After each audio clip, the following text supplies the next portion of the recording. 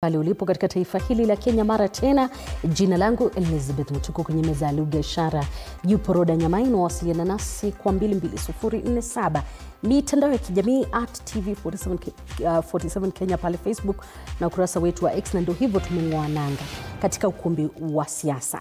Na hii leo tunazungumza na mojawapo wa viongozi waliobobea katika masuala ya siasa na pia waliotembea karibu na ye kinara wa ODM na aliyekuwa waziri mkuu hayati Raila Odinga katika safari ya siasa iliyokumbwa na mafanikio, mizozo, changamoto za aina yake. Wakati mmoja hayati Raila Odinga alilazimika kujificha kwake nyumbani kwake wakati siasa zilichacha na akaona maisha yake yamo hatarini. Safari hii ilikuwa namna gani?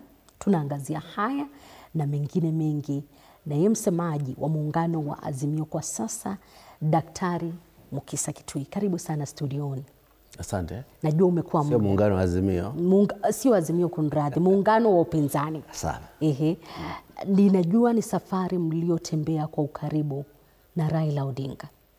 Wengi wa vijana ambao wanakutazama siku hii ya leo hawajui hii historia. Nikianzia mimi najua machache, lakini najua kuna yule ambaye kuna mengi hawajui. Mlianzia wapi hii safari? Na ninajua una mengi ambayo unamkumbuka kwake. Kiasi cha haja nimemfahamu mwenda zake. Historia yetu kana kwamba wakati nimerejea nchini Kenya kusoma kutoka kisomo nje ya Norway, nirejea kwa harakati za ukombozi wa pili. Hapo mwanzo kabisa nilikuwa nimetoroshwa kutoka University of Nairobi pamoja na Otieno Kajwang', Josiah Wamoto, Rumba Kinuthia,